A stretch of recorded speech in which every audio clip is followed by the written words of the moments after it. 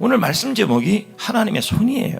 손이라는 단어는 히브리어로 두 가지가 있어요. 첫 번째 의미가 뭐냐면 왼손의 역할을 한다는 거예요. 그래서 하나님의 왼손이 일하신다는 말은 하나님이 다스려 주신다, 지배하신다, 이런 의미가 돼요.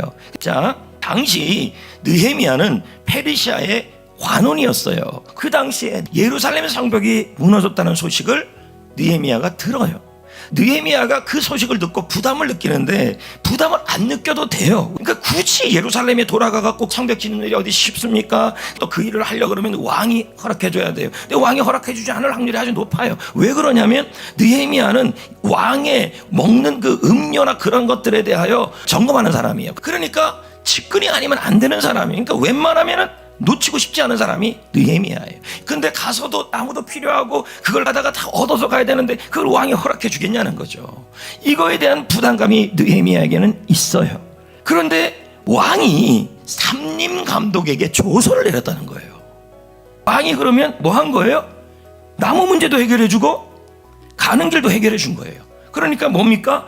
느헤미야가 기대하고 생각한 것이 있는데 하나님은 그 기대와 생각한 거 이상을 하셨다는 얘기죠. 이걸 뭐라 그래요? 왼손이라는 얘기죠. 그래서 하나님의 왼손이 도왔다는 말은 뭐예요? 내가 기대하고 생각하지 못한 일을 하신다는 얘기죠. 그게 바로 왼손의 역사예요. 자, 이 이야기가 에스라에도 등장해요. 에스라가 세 가지 어려움이 있다 그랬어요. 예루살렘까지 돌아가려는데 첫째, 도적으로 위험하다. 둘째, 병원도 없어요. 그리고 세 번째는 뭐냐면 길이 너무 멀어요. 만약에 느헤미야라면 왕이 말이라도 내줬겠죠. 마차라도. 근데 에스라는요 평민이에요. 그러니까 그냥 가야 되는 상황이에요. 그러니까 얼마나 막막해요. 얼마나 무서워요.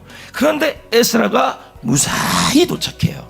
그것뿐입니까? 에스라가 갈 때 특히 같이 가야 될 사람들이 레위인과 제사장이에요. 왜요? 같이 성경을 가르쳐야 하니까. 근데 그들이 따라갈 거라는 것도 미지수죠. 그런데 어떤 일이 나냐면 그들도 같이 가겠다고 그러는 거예요. 이 일은 에스라가 보기에도 당시에 유대인들이 보기에도 생각하지도 못한 이상을 이뤄냈다는 것입니다. 이게 어떻게 가능했느냐? 에스라가 말하기를 하나님의 손이라고 말하고 있어요. 에스라 8장 31절 하나님의 왼손이 우리를 도우사 대적과 길에 매복한 자의 손에서 건졌다. 이게 무슨 말입니까? 생각지도 못한 일을 이루셨다. 다른 사람들이 기대도 못한 일을 이루셨다, 이런 뜻입니다. 그럼 여러분, 오른손으로 하는 게 뭡니까? 시편 89편 21절에 뭐라 그럽니까? 하나님의 손은 능력이 있다. 하나님의 손은 능력이 있어서 우리를 잡아주신다. 그럼 뭐예요? 우리가 힘이 생긴다. 우리가 일어난다. 견고해진다. 이 뜻이 되는 거예요. 그러니까 손은 뭡니까? 오른손은요, 잡아주는 손이에요. 능력을 주는 손이에요.